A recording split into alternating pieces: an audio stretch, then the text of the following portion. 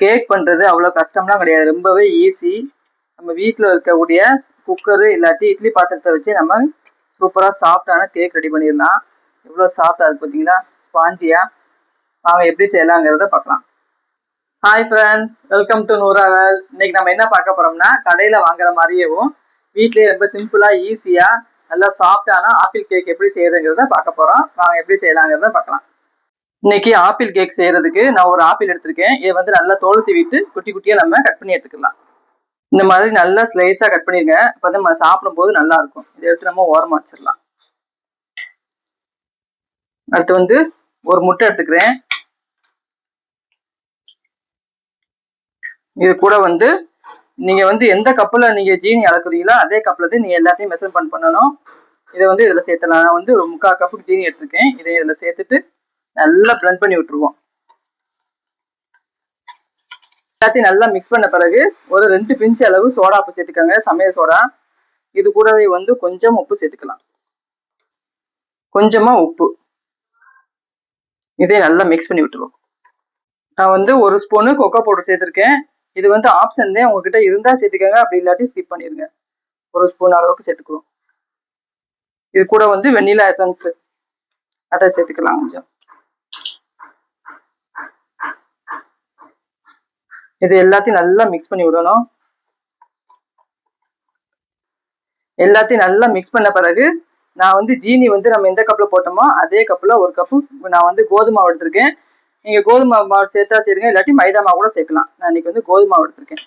இதே நல்லா கெட்டி இல்லாம நல்லா ஸ்மூத்தியா நல்லா மிக்ஸ் பண்ணிடணும். நல்லா மிக்ஸ் பண்ண பிறகு இது கூட வந்து நம்ம 1/4 கப்பு பால் சேர்த்துக்கோங்க. தண்ணி ஊத்தாத காய்ச்சின பால்.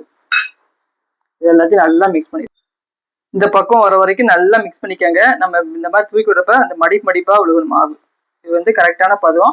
இது கூட வந்து நம்ம கட் பண்ணி வச்சிருக்கிற ஆப்பிளை சேர்த்துடலாம். சேர்த்துட்டு நல்லா மிக்ஸ் பண்ணி விட்டுருவோம். இந்த மாதிரி எல்லாத்தையும் நல்லா மிக்ஸ் பண்ணி எடுத்துக்கோங்க.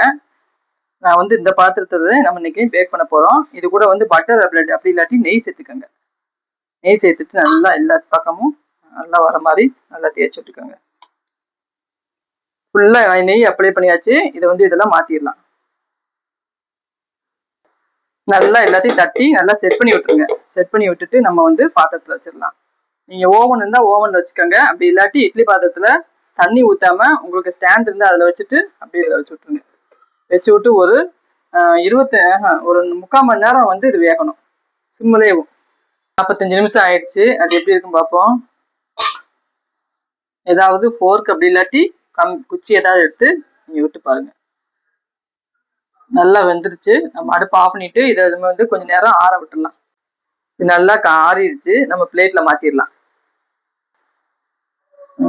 சூப்பரா வந்துருச்சு பாருங்க.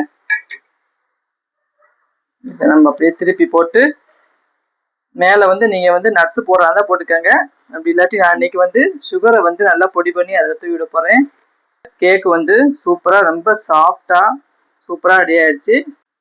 நம்மளுடைய ஆப்பிள் கேக் சூப்பரா ரெடி ஆயிடுச்சு, நல்லா சாஃப்டா. மறக்காம நீங்களும் வீட்டுல ட்ரை பண்ணி பாருங்க. ஆப்பிளை வந்து நம்ம கட் பண்ணி கொடுத்து அவங்க சாப்பிட்டு அவங்களுக்கே போர் அடிச்சிடும். இந்த மாதிரி நீங்க ஆப்பிள் கேக்கா செஞ்சு கொடுத்தீங்கன்னா அதை விரும்பி சாப்பிடுவாங்க. இந்த வீடியோ பிடிச்சிருக்குன்னு நினைக்கிறேன். பிடிச்சிருந்தா லைக் பண்ணி ஷேர் பண்ணி சப்ஸ்கிரைப் பண்ணிருங்க.